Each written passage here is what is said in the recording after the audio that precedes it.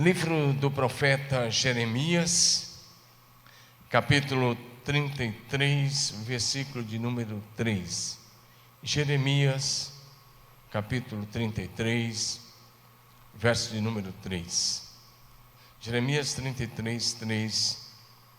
Texto bastante conhecido, que diz: clama a mim e eu responderei, e direi a você coisas grandiosas e insondáveis que você não conhece. Eu li na NVI, na versão NVI. A que está diante de você é a revista e atualizada. Mais uma vez, na versão que estou usando: clame a mim e eu responderei, e direi a você coisas grandiosas e insondáveis que você não conhece. Vamos orar mais uma vez. Pai, nós somos tão gratos pela Tua presença conosco. E declaramos, amado Espírito Santo, Tu és muito, muito, muito bem-vindo entre nós. Aumente a Tua presença manifesta. E nós queremos fazer tudo para a glória do Pai e do Filho. E nós queremos honrar a Tua doce e maravilhosa presença. Amado Espírito Santo, convence-nos, fala conosco. Traz a revelação plena para os que estão aqui e para os meus amigos e irmãos que estão em casa, que nos acompanham. Peço o Teu favor e a Tua graça sobre todos, em nome de Jesus. Diga amém. Amém. Estamos dando continuidade à série de mensagens. Pode diminuir um pouco o retorno, por favor, só um pouquinho, obrigado. Estamos dando continuidade à série de mensagens Vivendo Naturalmente o Sobrenatural. E o objetivo de dar continuidade é mostrar para você, por toda a Bíblia, nós estamos quase concluindo o Velho Testamento, mostrando esses pontos. Domingo que vem a gente conclui. E depois nós vamos entrar no Novo Testamento, mostrando essa mesma matéria no Novo Testamento. E o objetivo disso é encorajar você, que enquanto você trabalha, onde você estiver, com quem você estiver, aonde Deus te levar, você possa manifestar naturalmente a vida de Deus, a autoridade do nome de Jesus, a graça do Senhor. Amém? Portanto, nós vamos à quinta mensagem dessa série. E o desejo é compartilhar com você aquilo que Deus quer fazer através da sua vida. Diga amém. Esse texto que lemos é muito importante, porque nesse texto o próprio Deus é quem nos motiva, o próprio Deus é quem nos encoraja, o próprio Deus é quem nos ordena, dizendo: clame a mim. Ele diz: clame a mim e eu vou te responder.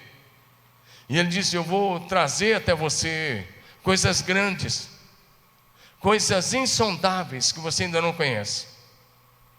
Mas o que Deus está dizendo é que tudo começa com o nosso clamor a Ele. Ele diz: clame. Amém, amados? O Senhor Deus é quem está te motivando nessa noite, te encorajando, dizendo: volte a orar, volte a clamar ao Senhor. Mas não peça coisas pequenas, peça grandes coisas, porque Ele quer responder a você. Diga amém. A manifestação sobrenatural de Deus, o que esse texto está dizendo é que a manifestação sobrenatural do Senhor Deus é resultado direto de uma vida de oração intensa, fervorosa, de uma vida de oração perseverante, de uma vida de oração de quem depende do Espírito Santo, de quem quer andar debaixo do governo, unção e direção do Espírito Santo. Diga amém.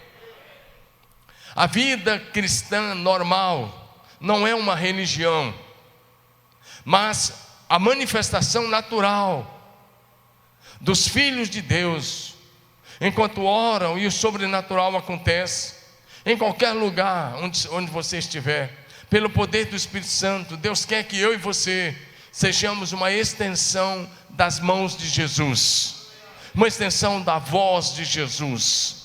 e da voz cheia de graça, de amor, de perdão e de reconciliação. Diga amém. Se você é cheio do Espírito Santo, onde você chegar, Deus chegou, porque o Espírito Santo é Deus. Onde você estiver, é lugar da manifestação do céu na terra, é lugar da manifestação de Deus, é lugar do sobrenatural. Diga aleluia.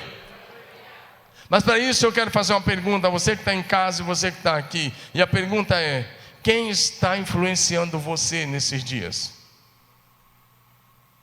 Você que está aqui, eu quero dizer uma coisa, isso diz muito a teu respeito.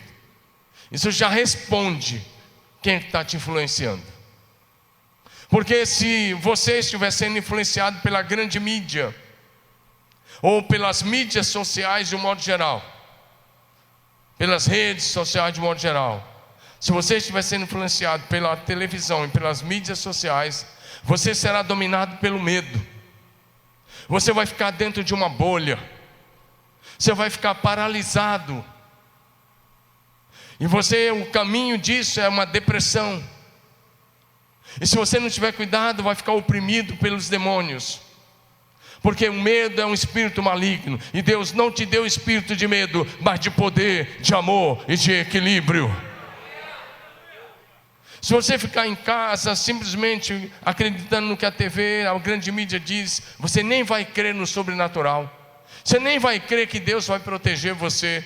Temos que tomar todos os cuidados, sim. Temos que ser prudentes, sim. Mas temos que continuar confiando em Deus pela fé, porque Ele é o mesmo ontem, hoje e eternamente. Aquele que gerou você no ventre da sua mamãe, que lhe deu a respiração e a vida e todas as coisas, é o mesmo que vai guardar cada dia da sua vida. É o mesmo que vai te dar uma vida longa e em perfeita saúde até o último dia. Diga aleluia. Diga glória a Deus. Mas se você estiver sendo influenciado pela palavra de Deus, pelo Espírito Santo, quer dizer que vai acontecer nesses dias, você vai viver milagres extraordinários, sobrenaturais. E eu quero dizer mais: no meio de tudo isso, você vai prosperar em tempos de crise. Diga amém. Então não dê lugar ao medo, em nome de Jesus. Saia da bolha e comece a andar em comunhão com os filhos de Deus. A vontade de Deus, o Pai, para nós, os seus filhos amados, é que durante a nossa vida aqui na terra, possamos viver naturalmente o sobrenatural do céu, e assim manifestarmos os princípios, a cultura e os valores do reino de Deus. Diga amém. O Senhor nosso Deus tem grande prazer e alegria em manifestar o seu amor, o seu poder, a sua graça, a sua bondade, a sua misericórdia, o seu perdão, a sua cura, a sua libertação e a sua eterna salvação a todas as pessoas. E Deus quer fazer isso através da minha vida e através da sua vida. Diga aleluia. Um texto de Romanos, capítulo 8, verso 19, que diz assim: a criação aguarda com ardente expectativa a manifestação dos filhos de Deus. A criação aguarda. Outra versão: a criação aguarda com ardente expectativa a manifestação dos filhos de Deus. E os filhos de Deus se manifestam à medida que eles vão dando continuidade à missão de Jesus e agindo naturalmente no nível sobrenatural. Diga amém. Em primeiro lugar, então, a primeira coisa que eu quero enumerar com você é que Deus ouve as nossas orações e nos dá vitória sobre os ataques do inimigo. Você pode dizer isso bem bonito? Vamos lá, diga comigo, vamos lá. Deus ouve as nossas orações e nos dá vitória sobre os ataques do inimigo. Amém? Nunca pense que a vida cristã é uma colônia de férias, porque não é. E quando você se converteu também, você não recebeu uma injeção assim. Agora você vai tomar uma injeção e agora você está protegido e você não vai mais passar por nenhuma tentação, tribulação. Não, isso não existe. Se alguém falar isso para você, está mentindo. É a história da carochinha.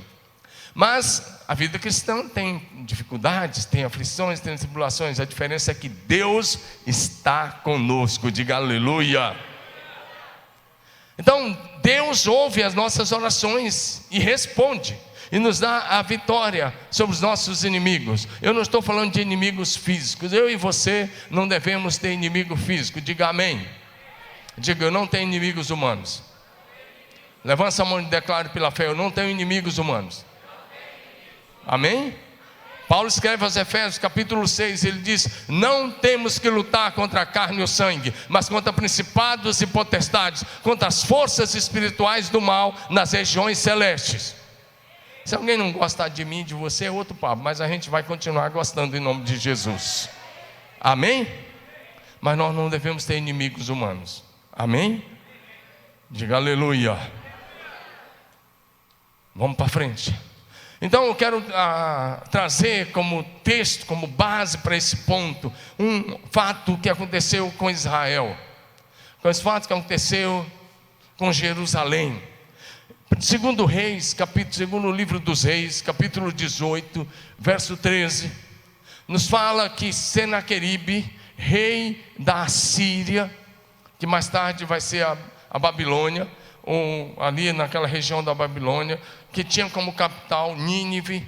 Senaqueribe, rei da Assíria, atacou as cidades da Judeia, Israel, reino do sul, e dominou. Atacou e dominou essas cidades, e tomou as cidades. Mas faltava conquistar uma cidade para dominar todo o país, era Jerusalém. Porque ele acatou a cidade do interior, ele dominou tudo. Ele foi com um exército muito grande, você vai ver, um exército enorme.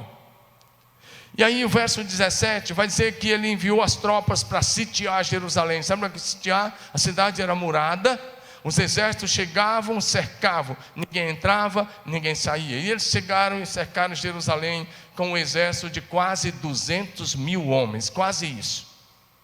Você vai ver por que eram quase 200 mil. Imagina 200 mil soldados de um exército experiente, poderoso, chega e cerca uma cidade que tinha na época menos de 200 mil habitantes. E na sua maioria absoluta civis. O que eles poderiam fazer? Nada. Esse exército da Síria era um exército experiente. Esse exército tinha destruído todas aquelas nações do Oriente Médio. Esse exército vinha marchando e destruindo tudo, fazendo de algumas cidades deserto. Alguns historiadores chegam a dizer que por onde esse exército passava marchando, até o capim demorava muito a nascer. Era um exército terrível. E no meio disso eles cercaram Jerusalém. O rei dessa época era Ezequias. E nós estamos aí há 700 e poucos anos antes de Cristo, 700 anos. O profeta da época principal era Isaías. E Ezequias então, o que ele fez? Ele ficou apavorado. A primeira atitude dele foi pegar o ouro e a prata e mandar para o Senaqueribe e dizer: por favor, não venha contra mim. E mandou tudo lá. Tirou até as coisas do templo. Não adiantou nada. O Senaqueribe estava decidido a destruir Jerusalém e acabar com a nação dos judeus. Cercou Jerusalém. No meio disso agora, o Ezequias resolveu confiar em Deus. E ele foi para o templo orar. E ele orou. Porque agora o Senaqueribe mandou uma carta desaforada. E um dos seus generais leu a carta em hebraico, diante das pessoas que estavam sobre o muro. Presta atenção nisso. É bem interessante se olhar. Ele vai lá e os oficiais de Jerusalém falam: não, fala em aramaico, a gente entende aramaico. E eles falam: não, nós vamos falar em hebraico. E eles leram a carta em hebraico e gritaram e disseram: não confia em Deus, não confia no seu rei, não confia. As nações por onde passamos nós destruímos e ninguém pode fazer nada. Quem é o Deus de vocês? E aí, pela arrogância deles, eles afrontaram Deus por 2 vezes. Ser atacado, principalmente naquela época, ser atacado por nações inimigas era natural. E hoje também acontece.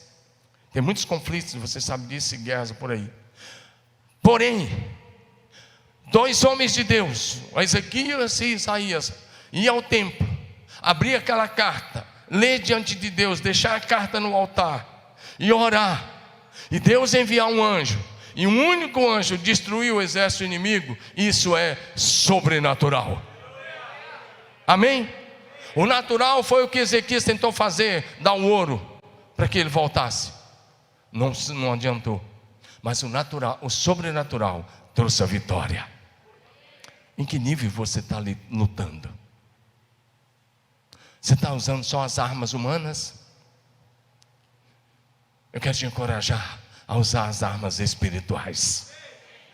Paulo escreve a segunda carta aos Coríntios e ele diz: embora andando na carne, nossas armas não são carnais, elas são espirituais e são poderosas em Deus para destruir fortalezas e todo sofisma e tudo aquilo que se levanta contra o conhecimento de Deus. Diga amém. Humanamente falando, não tinha saída, mas se você olhar capítulo 19, versos 14 até 19, aí nós temos a oração de Ezequias. Ele vai lá e ele disse, ele com o coração quebrantado, com aquela carta nas mãos, ele leu aquela carta, e ele foi lá, e ele abriu aquela carta, ele colocou no altar, e ele começou a reconhecer quem é Deus, o Deus que reina sobre o trono do céu, entre os querubins, e ele diz: só o Senhor é Deus sobre os reinos da terra. E ele começa a dizer: ouve, Senhor, agora olha a afronta que o inimigo está nos trazendo. E aí ele começa a clamar, dizendo: agora, Senhor nosso Deus, salva-nos das mãos dele, para que todos os reinos da terra saibam que tu és Deus. Seja qual for a tua causa hoje, você não precisa ter uma carta com tinta e papel na mão, mas talvez um diagnóstico, seja o que for, hoje você vai colocar no altar.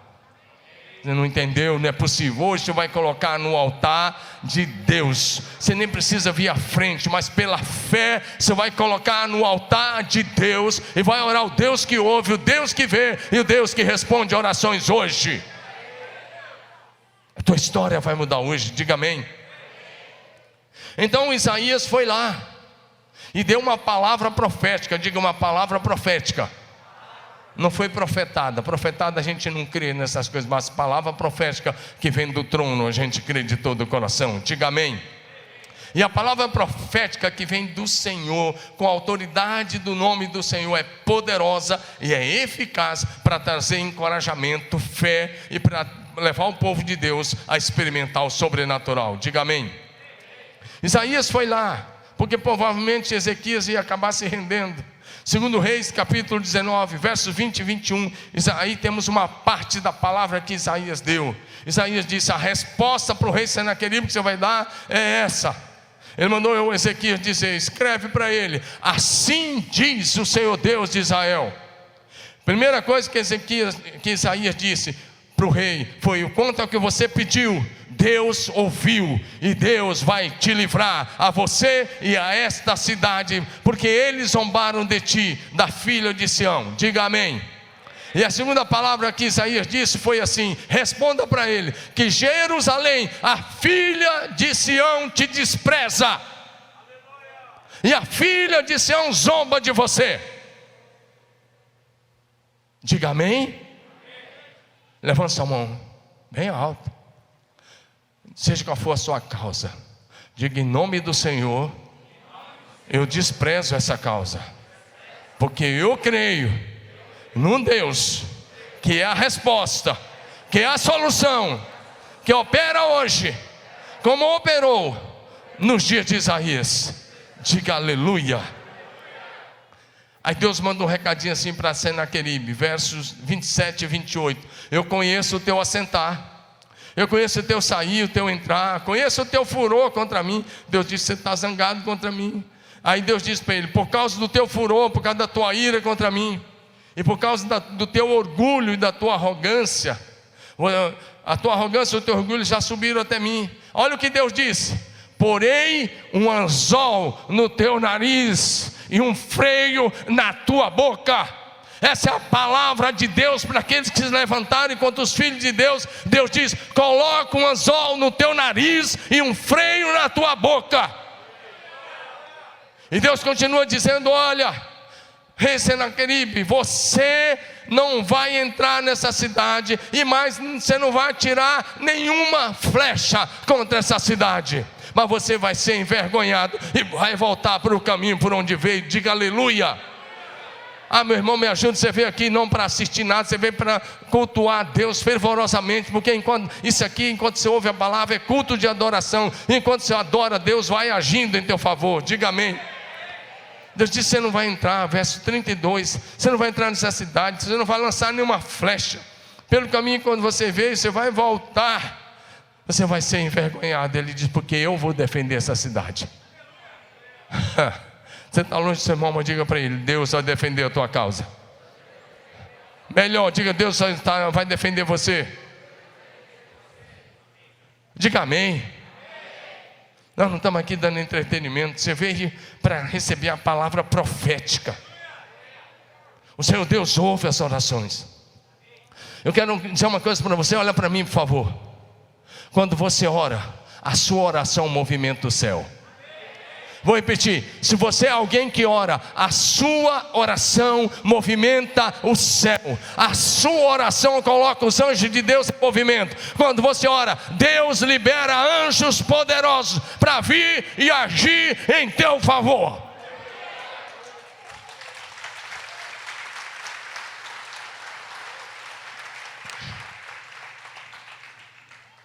Lembra que Ezequias orou, Isaías orou? Olha o verso 35. Deus disse: você não vai entrar, Senaqueribe. Você destruiu as outras nações, você destruiu os outros deuses, porque eram de madeira, de pedra, era coisa feita pelos homens. Mas o Deus do céu, a tua vida está nas mãos dele. Diga amém. Naquela mesma noite, diga: naquela mesma noite. Você vê, por favor, de novo. Diga: naquela mesma noite. Fala: hoje à noite. Agora mesmo. Tem anjos de Deus trabalhando em meu favor, em favor da minha família. Amém? Se você crê, dá uma linda salva de palmas a Jesus. Veja bem, um exército enorme de quase 200 mil homens tinham atacado Jerusalém. Deixa eu abrir um parênteses e explicar uma coisa para você que está em casa e já leio esse versículo. Deixa o versículo da projeção.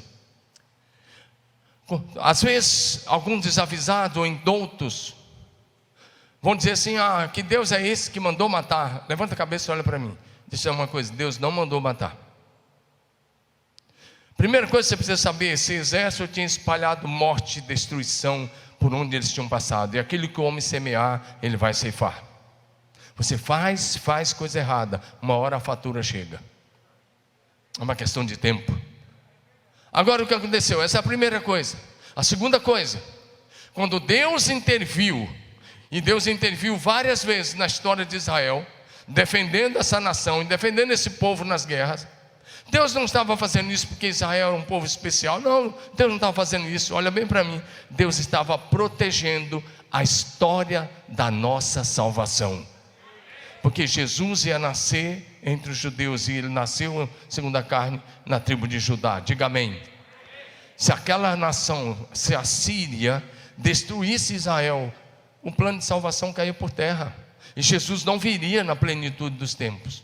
Então Deus estava protegendo o plano de salvação para toda a humanidade. Porque quem estava por trás daqueles exércitos que queria destruir Israel era Satanás, porque destruindo Israel, destruiria o plano de salvação. Por isso que Deus tinha que intervir. Entendeu agora? Está entendido? Amém? Não preciso falar outra vez não, né? Então tá bom. Agora olha o que aconteceu naquela noite. Aquele exército estava lá para esmagar Jerusalém, para destruir. Já tinham dominado todas as outras cidades da Judéia, só faltava a capital, que era Jerusalém. Mas naquela noite, por causa da oração, diga: por causa da oração do rei Ezequias e do profeta Isaías, naquela noite saiu um anjo do Senhor e feriu no arraial dos assírios 185 mil soldados. Diga amém. Não por causa desse soldado, mas por causa da intervenção divina. Diga amém.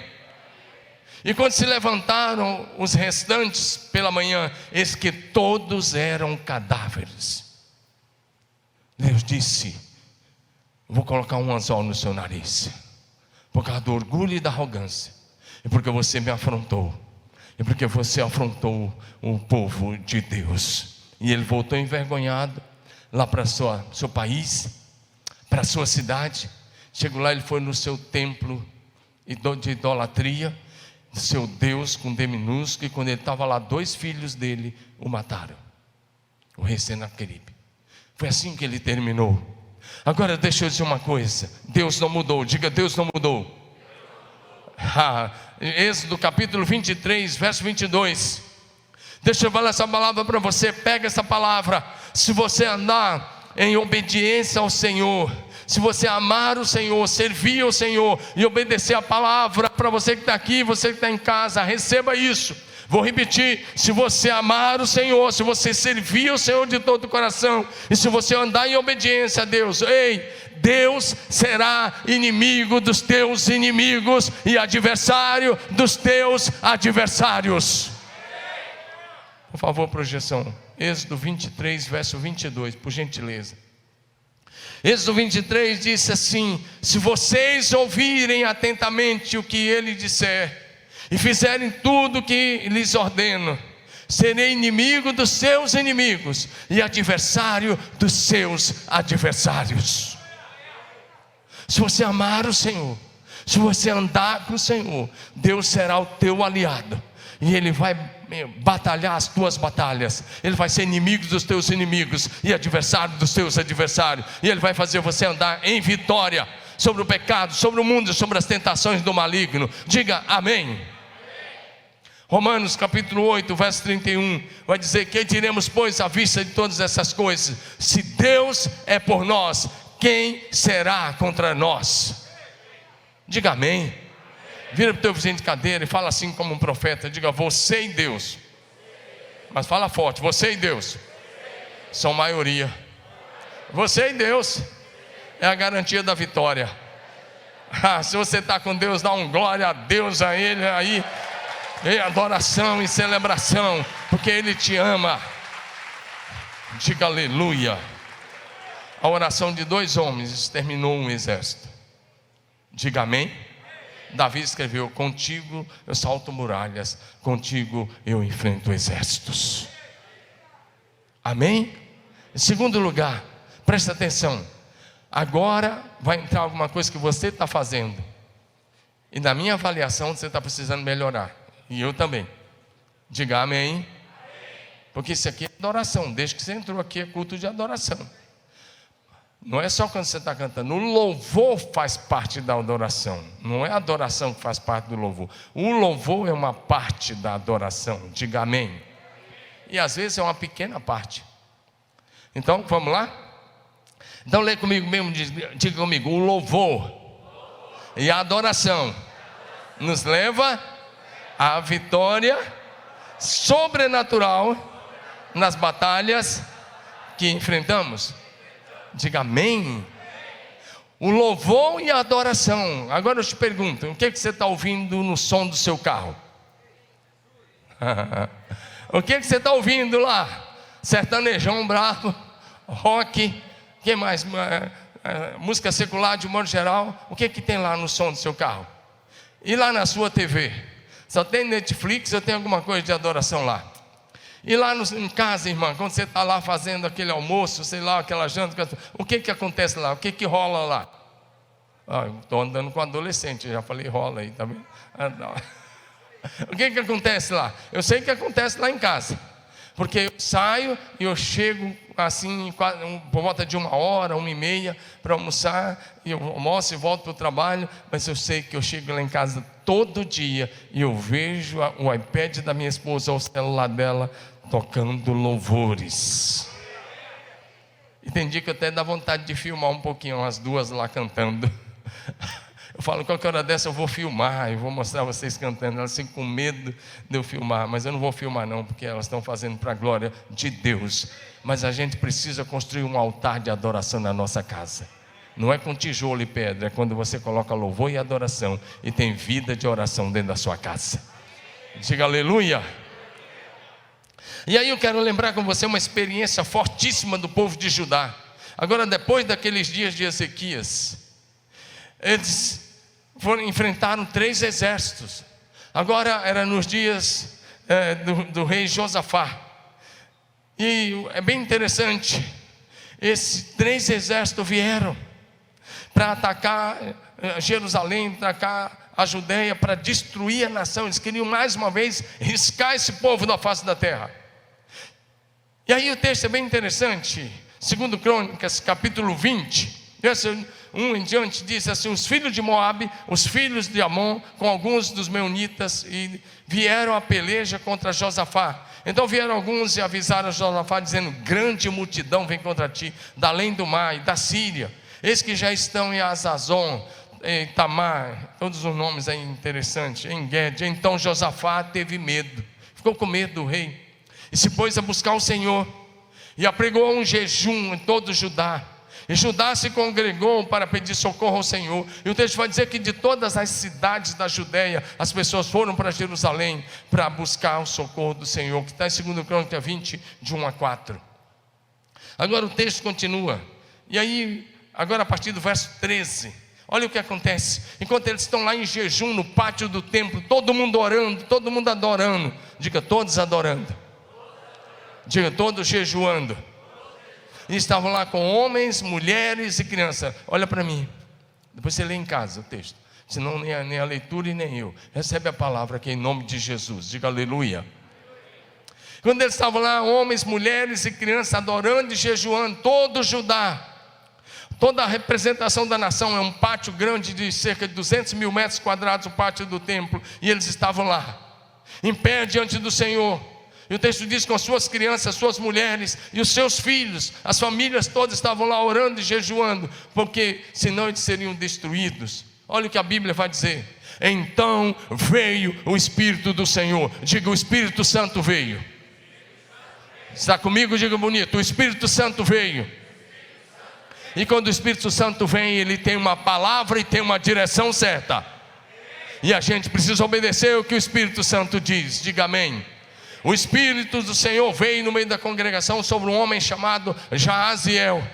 E o texto dá o nome do pai, do avô e do bisavô dele. E esse homem então se levantou e disse: dai ouvidos todo Judá, e vós moradores de Jerusalém, tu, ó rei Josafá, ao que vos diz o Senhor. E a primeira coisa que o Espírito Santo disse foi: não tenham medo, nem fiquem assustados por causa dessa grande multidão, porque esta guerra não é de vocês, mas é de Deus.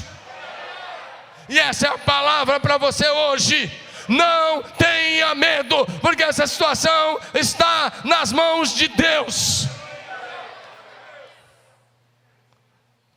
Manda embora o medo, em nome de Jesus. Diga aleluia. O texto diz: não tenha medo, porque essa batalha não é de vocês, ela é do Senhor. Diga aleluia. Imagine esse homem diz assim: amanhã. Diga amanhã. Ele disse: vocês vão sair ao encontro do exército. Estavam dentro de Jerusalém, muralhas fortes, portões fechados. E Deus disse assim: abra os portões amanhã de manhã cedo e vão ao encontro deles. Você, mas aqui isso é tolice, nós estamos aqui seguros. Ei, quer viver o milagre de Deus? Você veio cultuar mesmo, tem certeza? Quantos querem viver um milagre sobrenatural?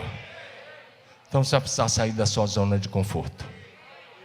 Não, você não está entendendo. Vou ver aqui desse lado: quantos querem viver um milagre sobrenatural do Senhor nesses dias? Então você vai precisar deixar a sua zona de conforto. A zona de conforto era Jerusalém, com suas muralhas de pedra enormes, seus portões fechados. Mas Deus disse: abra os portões amanhã de manhã, saiam ao encontro dos 3 exércitos inimigos. E tem mais: vocês não vão pegar espada nem lança, vocês vão cantar. Diga glória a Jesus. Fico pensando que alguns têm dificuldade de cantar aqui nesse lugar tão especial. Imagine agora diante do exército inimigo, vocês vão abrir os portões, vocês vão sair da zona de conforto, da segurança de vocês, e vocês vão começar a cantar. Diga amém. E aí vocês vão cantar, e ele disse: enquanto vocês estiverem cantando, adorando, vocês vão ver o livramento do Senhor. E ele repete: não tenham medo, não fiquem assustados, porque o Senhor está convosco. Vira para o seu vizinho de cadeira e fala bem bonito: não tenha medo, não fique assustado, porque o Senhor Deus está com você. Jesus está com você, o Espírito Santo habita em você. Jesus disse: estou convosco todos os dias, até a consumação dos séculos. Até a consumação dos séculos. Agora vamos para os versos 21 a 26. O que o texto está dizendo é como se a gente tivesse uma batalha amanhã, e eu falasse assim: Jean, galera do louvor, nós temos aqui uns 80 músicos ao todo, 80 e poucos, contando instrumentistas e vocais, e eu pegasse os 80 e falar: os 80 vão amanhã, vocês vão na frente. Do outro lado tem um exército armado até os dentes, mas vocês vão na frente. Vocês vão se posicionar na frente do povo, e vocês vão começar a cantar. E quando vocês estiverem cantando, Deus vai trazer livramento. Veja bem, era a palavra de um homem de Deus, Jaziel. Não foi o rei que falou, não foi ninguém, foi um homem de Deus, pelo Espírito Santo se levantou e falou. Você está num ambiente onde o Espírito Santo tem total liberdade. Você está num ambiente onde o Espírito Santo é presente. Você está num ambiente onde você está para ouvir a voz do Espírito Santo. E ele não vai falar direto do céu com você, ele está falando através dessa voz que você está ouvindo. E ele fala através da voz dos seus pregadores, dos seus homens, das suas mulheres hoje. Das mulheres de Deus, dos homens de Deus hoje. Foi um homem que se levantou. Até então era um franco desconhecido. Ninguém nem conhecia tanto esse Jaziel. A Bíblia fala nele aí e pronto. Mas ele deu uma palavra: abra os portões, imagina. E o povo, ninguém duvidou. Diga: ninguém duvidou.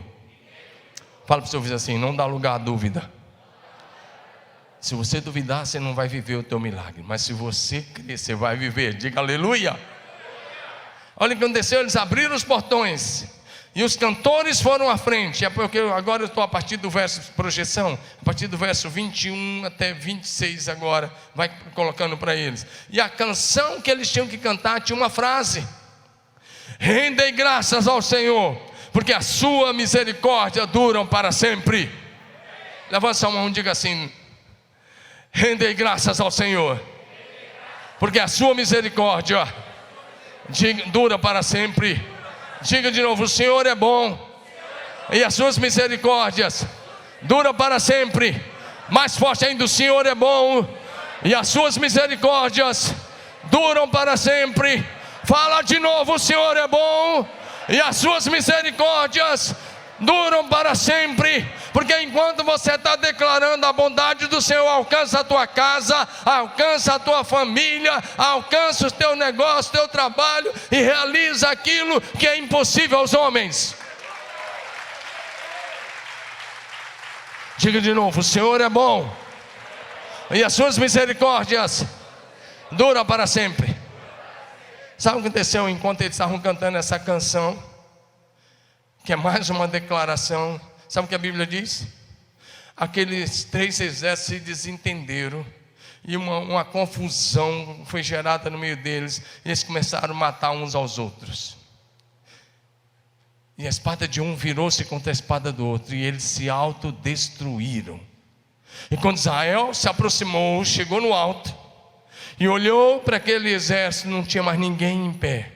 Todos eram corpos mortos, e jaziam em terra sem nenhum sobrevivente. Ninguém sobreviveu. O louvor é arma de guerra. Diga comigo: louvor e adoração é arma de guerra. Amém? Então amanhã que você entrar no seu carro, em vez de botar aquele sonzão lá, que não tem nada a ver com louvor e adoração, que atrai maldição e esse problema, coloca o louvor. Exalte ao Senhor lá no seu carro, lá na sua casa, lá no seu trabalho, onde você estiver. Exalte ao Senhor. Amém? Levanta de novo a sua mão e diga: o louvor é arma de guerra. Diga: o louvor atrai a manifestação do céu na terra. Paulo e Silas estavam numa prisão em Filipos, não tinha nenhum instrumento que nós temos, mas eles começaram a cantar e orar, e os outros presos escutavam. De repente veio um terremoto tão forte, sacudiu os alicerces do cárcere, os portões da prisão foram abertos, as algemas caíram. Diga amém.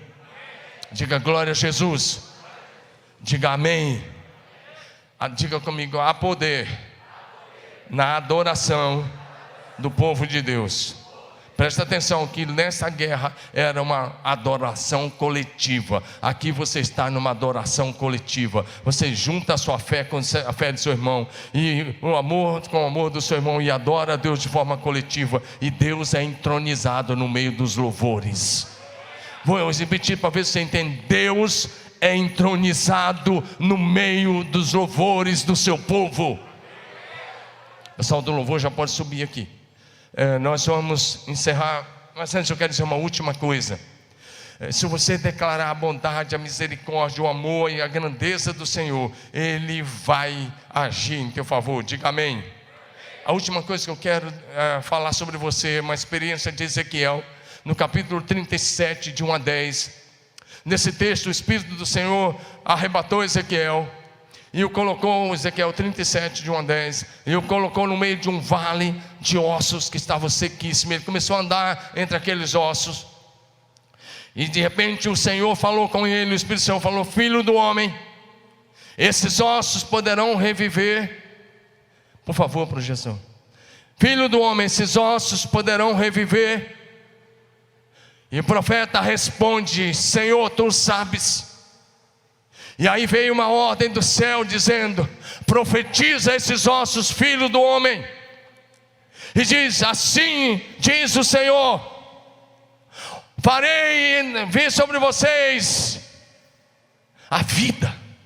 Em outras palavras, ele estava dizendo: ossos secos, escutem a palavra do Senhor. Deus hoje diz a você: chega na tua casa e profetiza sobre aquela situação que parece que já morreu, que parece que não tem vida, que parece que não tem mais saída, que parece que não tem mais solução. Vai lá e profetiza a saúde onde a enfermidade, a cura, a libertação, a bênção, a prosperidade.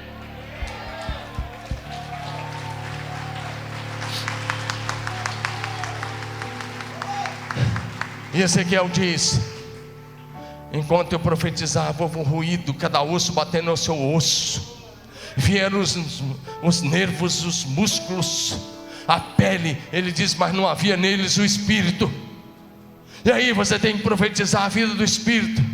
E aí vem a segunda voz de Deus dizendo: filho do homem, profetiza o Espírito, ó filho do homem. E ele disse: vem, ó Espírito dos quatro ventos, e sopra sobre esses mortos para que eles vivam. E ele diz: eu profetizei. Enquanto eu profetizava, o Espírito veio e entrou neles, e eles se puseram em pé. Os mortos se levantaram, porque a vida do Espírito entrou nele. Uma multidão, um exército poderoso. Se coloque em pé, porque agora é hora de você começar a profetizar a vida do Espírito. Seja o que for que morreu, seu casamento, suas finanças, saúde de alguém, situação financeira, falência. Seja que você vai profetizar a prosperidade onde há falência, a abundância onde está faltando, a vida plena, a paz onde há guerra nos lares. Você vai profetizar, você vai declarar o poder do Altíssimo se manifestando. Diga amém. Você está num ambiente profético, meu irmão. Você está na casa de Deus. Qual vai ser a tua resposta hoje ao Espírito de Deus? Nós vamos adorar o Senhor. Lembra? Josafá e a nação de Israel venceram uma batalha contra 3 exércitos sem pegar na espada. Depois o que eles fizeram foi só saquear o despojo, 3 dias, porque eles ousaram adorar e louvar, cantar diante do inimigo. Levanta um aleluia, por favor, pode ser, vamos mudar agora. Em cima da hora, quem sabe faz ao vivo. Então, eu quero que você levante um aleluia diante do inimigo agora. Você vai levantar um aleluia diante do inimigo, e vai haver um rebuliço, vai haver uma movimentação do céu, vai haver um trabalhar dos anjos, vai haver a provisão de Deus, vai vir o cuidado do Senhor sobre a sua vida e sobre a sua casa, no seu negócio, no seu trabalho agora. Vamos lá.